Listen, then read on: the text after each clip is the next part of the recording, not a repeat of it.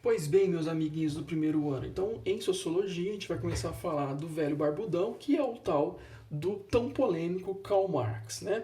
O Marx que muita gente às vezes aí na internet fica fazendo barulho, fica fazendo auê, e às vezes eles não sabem por onde a galinha mija, né? Então, hoje a gente vai começar a ver o que o velho barbudão tanto causou aí de espanto nessa sociedade, principalmente a sociedade do século XIX, beleza? Então, quem é o Marx? Então, o Marx, ele é um alemão, ele estudou ali na região de Berlim, e aí ele se formou em Direito, e o doutorado dele foi em Filosofia, e os vários estudos que ele fez foram em Filosofia, História, Sociologia e Economia. Né? De tudo isso, o que o Marx mais fez foi questão de estudos econômicos, como por exemplo o Capital. O Capital, que é um calhamaço que tem 3 volumes desse tamanho, ele estava preparando inclusive um quarto volume para ser feito, mas ele morreu antes de concluir, né? O grande parceiro dele era o Friedrich Engels, que era um industrial que morava lá na Inglaterra e que vai manter o Marx estudando, porque afinal de contas o Marx, com as ideias revolucionárias dele, ele foi perseguido ali na Alemanha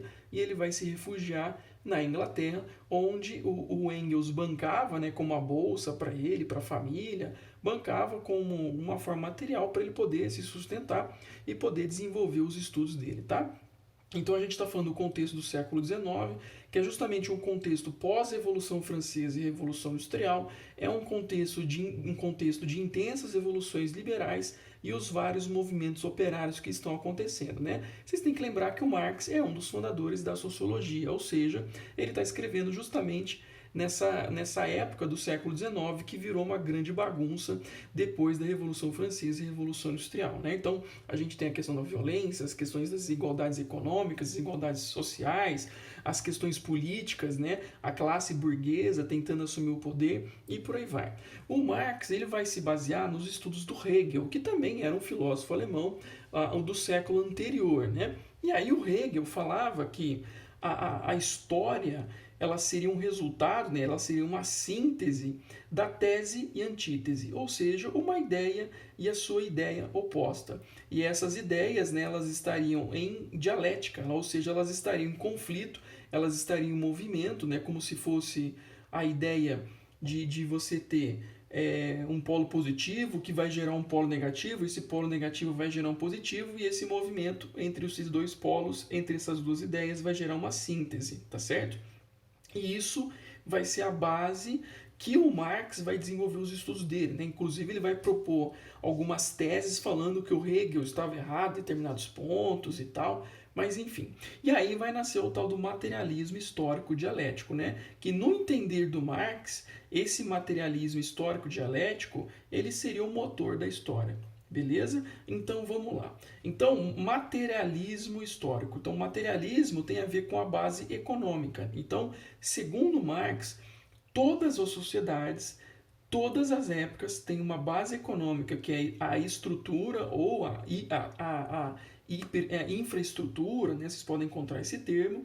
E aí o econômico ele vai determinar o resto. Então a política, a cultura, a sociedade, a religião é uma consequência da base econômica de uma época, tá certo? Então a superestrutura ela é um resultado dessa base econômica de uma determinada época.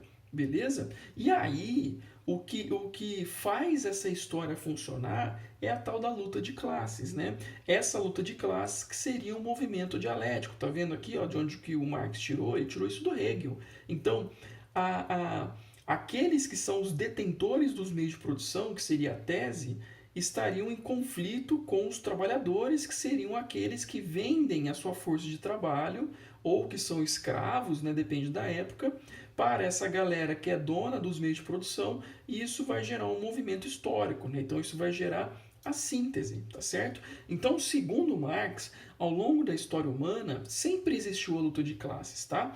Por quê? Sempre teve uma classe que detém os meios de produção. Então, por exemplo, na época de Grécia e Roma, quem deteria os meios de produção seriam os donos dos escravos. No caso de Roma, por exemplo, a classe patrícia, beleza? E aí os trabalhadores, os plebeus, seriam os explorados. Aí chega a Idade Média, nós temos os senhores feudais, né? Então o feudo é a base econômica, tá certo?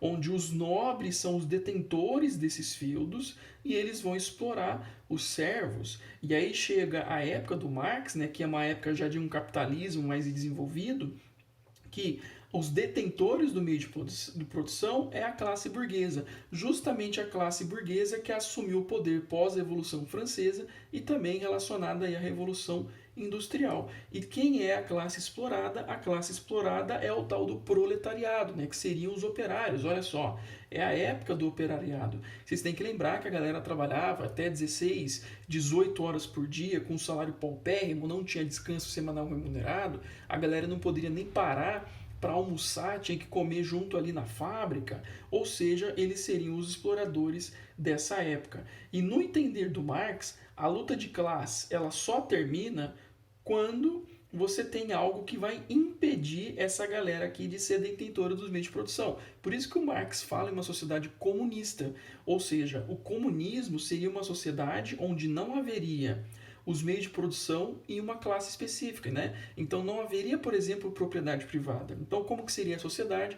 A sociedade seria regida por meio de uma forma igualitária, onde as pessoas viveriam participando todas elas do poder, né? Então, entre aspas, seria uma democracia muito radical, onde a propriedade privada não existiria, consequentemente não haveria os meios de produção dentro de uma única classe.